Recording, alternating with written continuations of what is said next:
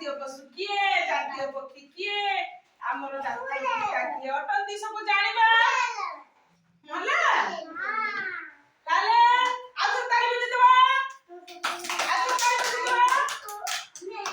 କହିଲେ ଦେଖିଆ ବାପା ଏଡ ବନେଇଲେ ବାପା ମାଡକୁ ମତେ ସବୁ ପିଲା ମତେ ନା କୁନି କୁନି ପିଲା ମାନେ ମତେ ନା ତାଳି ବଜାଅ ମତେ ନେଇକି। ହାଁ କହିଲେ ଦେଖିଆ ପିଲା ମାନେ ଆମ ଜାତୀୟ ପଶୁ କିଏ? ଦୀପକ ଏ ଦୀପକ ବାପା ଗେଲୁ କହିଲେ ଆମ ଜାତୀୟ ପଶୁ କିଏ? ବାଘ। ବାଘ କେଇଠି ରୁହେ? ବାଘ କଣ ଖାଏ? ବାଘ କେମିତି ରଡ଼ି କରେ?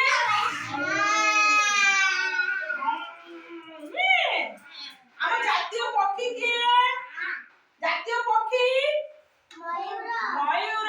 ମୟୂର କଣ ଆସିଲେ ଛୁଟିକି ନାଚ କରେ? ଆକାଶରେ ଯେତେବେଳେ କଳା ମେଘ ଆସିଯାଏ ମୟୂର ମନ ଖୁସି ହେଇଯାଏ ସେ ନାଚେ ନୁହେଁ। ଆମ ଜାତୀୟ ପିତା କିଏ ଅଟନ୍ତି?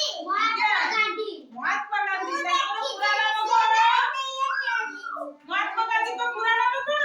ମୋହନଦାସ କରମଚାନ୍ଦ ଗାନ୍ଧୀ। କହିଲେ ପିଲାମାନେ ଆମ ଜାତୀୟ ଫଳର ନାମ କଣ?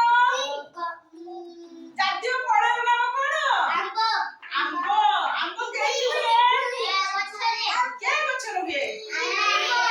ଆମ୍ବ ଗଛରେ ହୁଏ। ଆମ୍ବ ଗଛରେ ଆଜ୍ଞା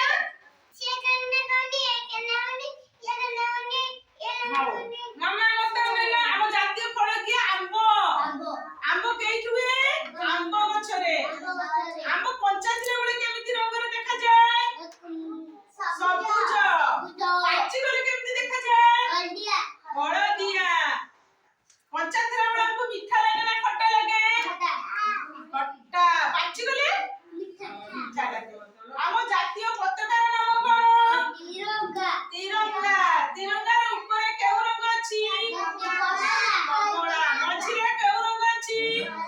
ଧଳା। ତଳେ କେଉଁ ରଙ୍ଗ ଅଛି? ସବୁଜ। ତିରଙ୍ଗାର ଆମର ତିନୋଟି ରଙ୍ଗ ଅଛି।